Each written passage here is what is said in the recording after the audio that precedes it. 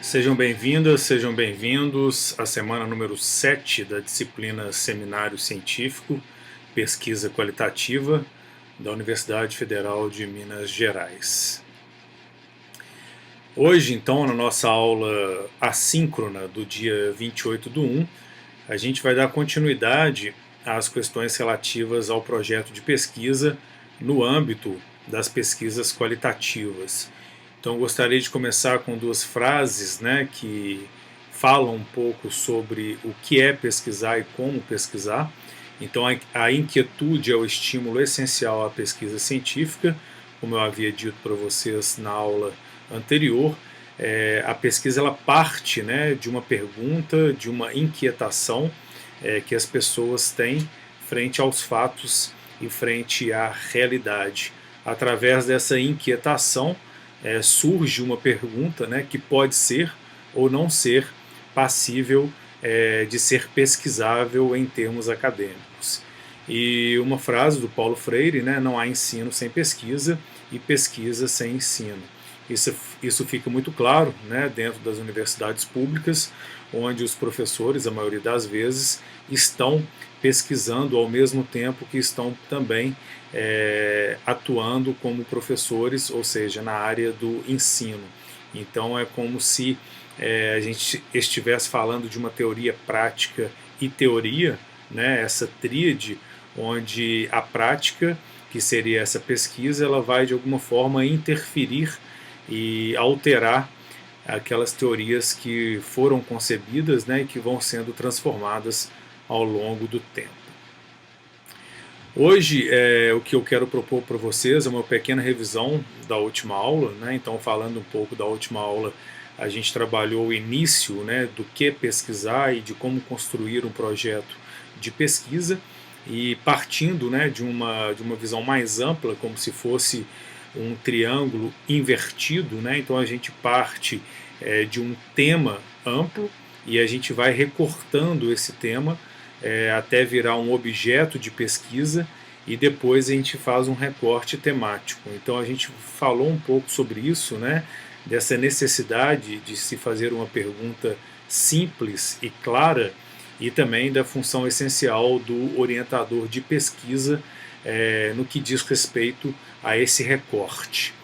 E hoje eu queria falar mais especificamente para vocês a respeito do projeto de pesquisa qualitativa, ou seja, as partes que compõem esse projeto, e eu vou falar mais sobre a pergunta da pesquisa, a hipótese da pesquisa, que no caso da pesquisa qualitativa não é necessário que esteja presente no projeto, os objetivos da pesquisa, temos os objetivos, temos o geral, o mais importante, os objetivos específicos também, e a justificativa da pesquisa.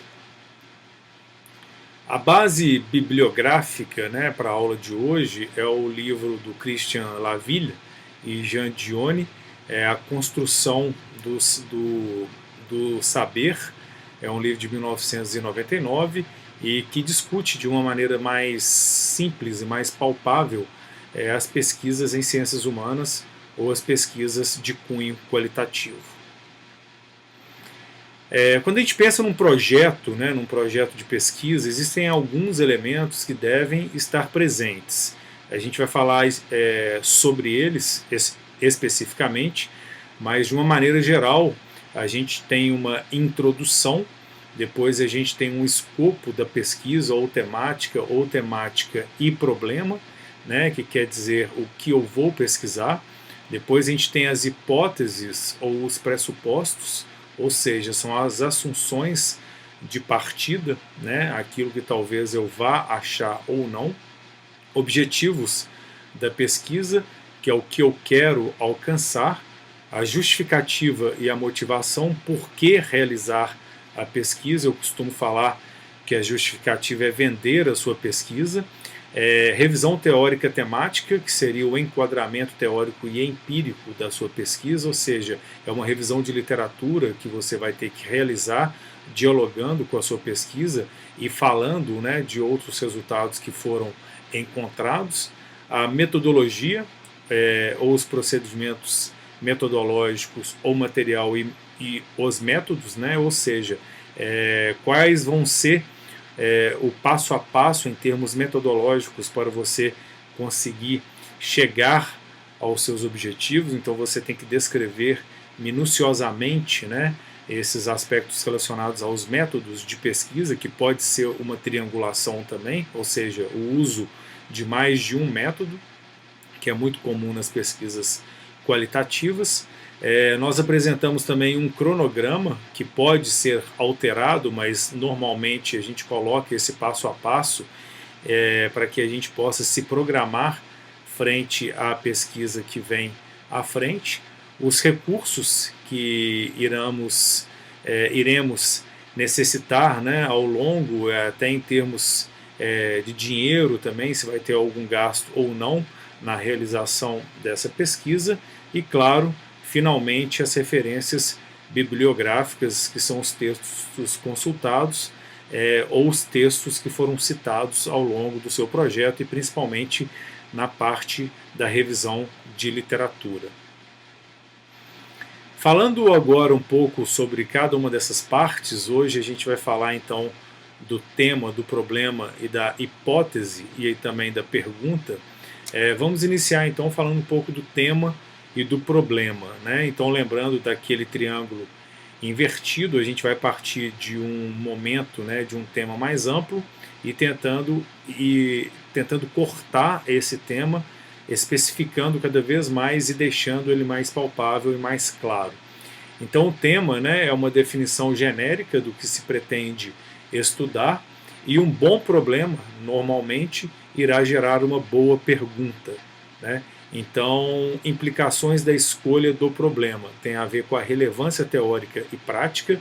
Então, como eu havia dito, nem toda pergunta ela é passível, né, de uma pesquisa acadêmica, tem que ter uma relevância teórica e prática, e ela tem que gerar, de alguma forma, novos conhecimentos, sejam eles, né, através de uma pesquisa bibliográfica, que está presente em toda pesquisa acadêmica, e também, principalmente, através dos resultados dessa pesquisa exploratória ou desse trabalho de campo que vai ser proporcionado pela pesquisa. Então existem algumas regras básicas, né, para a formulação dessa pergunta, desse problema, né? Então esse problema de pesquisa ele deve ser formulado em forma de pergunta. Então a gente coloca essas perguntas principalmente no último parágrafo da introdução do nosso projeto. Deve ser delimitado a uma dimensão viável e ser o mais específico possível. Então a viabilidade da pesquisa é algo que deve ser pensado igualmente, e a clareza, né? Utilização de termos claros com significados precisos. Então, quanto mais palpável e compreensível, né, for a nossa pergunta, mais fácil também será os outros passos que a gente deverá dar, né, para a conclusão dessa pesquisa. Um exemplo, então, né, eu vou partir do mesmo exemplo que a gente discutiu na última aula, como refinar, então, o nosso tema. Então, a gente falou um pouco, né, do tema que vai ser no âmbito escolar, né? Depois eu trouxe para vocês um problema, né, um primeiro problema mais vasto, que seria o alto índice de evasão escolar no Brasil. Então eu quero pesquisar isso, porque que os estudantes eles saem das escolas, né? Então, mas ainda está muito amplo, e aí eu posso ir especificando esse problema para que ele se torne uma pergunta. Então eu vou analisar essa evasão através de qual ângulo, né? Eu tenho vários ângulos de análise, e isso vai fazendo com que eu vá, né, refinando esse tema ou esse problema mais vasto. Então eu posso partir por um âmbito econômico, social, psicológico, pedagógico ou histórico. Então depois disso, né, eu posso especificar ainda mais, pensando qual tipo de instituição que eu quero pesquisar. Quando eu falo então de evasão escolar, eu estou falando de instituições públicas ou privadas, né? Então é uma maneira, é uma pergunta que a gente deve fazer para que essa amplitude fique mais específica. Então a gente pode pensar em duas perguntas, né, em dois problemas em forma de pergunta. É a origem social que faz com que alguns alunos ou algumas alunas evadam mais que os outros nas instituições públicas? Ou os evadidos ou as evadidas, né, são o produto de um sistema escolar mal adaptado a seu modo de aprender? Então aqui eu trago duas perguntas passíveis de serem pesquisadas já mais específicas, né? Já com os recortes sendo realizados até para que a pesquisa seja exequível, né? Então a boa pergunta ela deve ser significativa, né? Como eu havia dito para vocês, clara e exequível, o que vai possibilitar que ela seja feita através das metodologias que vocês optarem, né, em utilizar. Falando agora da hipótese, né, a hipótese é uma resposta provável ao problema formulado, indagações a serem verificadas na investigação, afirmações provisórias a respeito de um determinado problema.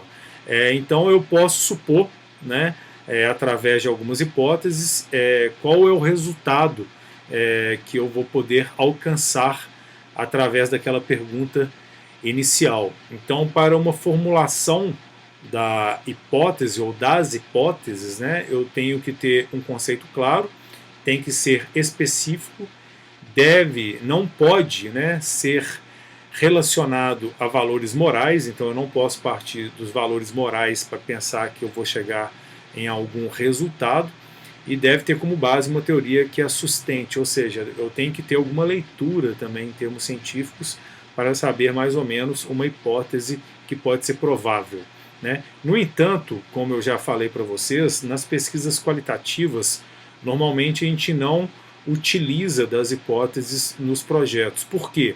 Porque não existe uma verdade. A maioria das vezes a pesquisa qualitativa ela vai trazer aquilo que eu chamo de uma dialógica, né? Um diálogo entre diversos pontos de vista e não necessariamente um único resultado. Então, normalmente a gente trabalha com as hipóteses em pesquisas na área da ciência dura, onde a resposta é sim ou não, onde eu posso realmente chegar a um resultado mais palpável. Nas pesquisas qualitativas, muito pelo contrário, né, se propõe muito mais uma discussão. Falando agora da justificativa, esse item, né, ele deve indicar 3 proposições essenciais. Lembrando então que a justificativa é como que eu vou entreter, como que eu vou quase que convencer as pessoas que vão ler o meu texto de que ele é importante, de que aquela pesquisa vai ser relevante. Então eu tenho que falar da relevância da pesquisa em termos práticos e intelectuais, ou seja, de que maneira que aqueles achados, né, podem trazer alguma contribuição em termos acadêmicos, as contribuições para a compreensão ou solução do problema que poderá advir com a realização de tal pesquisa, né, o porquê e as contribuições que isso vai gerar para a academia, e o estado da arte, ou seja, como o tema dialoga, né, com outras pesquisas similares e qual é a sua participação nessa construção do conhecimento. Então a gente fala do estado da arte, é uma revisão de literatura completa que a gente faz dessa temática, para deixar claro, né, de que maneira que a nossa pesquisa vai contribuir para uma discussão que já vem sendo feita em torno de algum problema acadêmico. Então, em outras palavras, você deve vender a sua pesquisa através da justificativa e convencer sobre a sua relevância. Para finalizar essa aula de hoje, eu queria falar um pouco então dos objetivos. E a gente tem um objetivo geral e outros específicos, que também vão nos ajudar a guiar a nossa pesquisa para que a gente possa gerar algum produto relacionado a esses objetivos. Os objetivos, então, esclarecem, né, o que é pretendido com a pesquisa e indicam as metas que almejamos alcançar ao final da investigação. Os objetivos são normalmente categorizados em geral e específicos. O objetivo geral é a dimensão mais ampla pretendida com a nossa pesquisa, enquanto os objetivos específicos, né, eles vão definir metas específicas da pesquisa que sucessivamente complementam e viabilizam o alcance do objetivo geral. Ou seja, uma mesma pesquisa ela pode gerar diversos diálogos e objetivos distintos, mas que de uma certa forma dialogam. Os objetivos específicos eles podem ser articulados em uma lista que se inicia, né, com propostas cognitivas de cunho descritivo.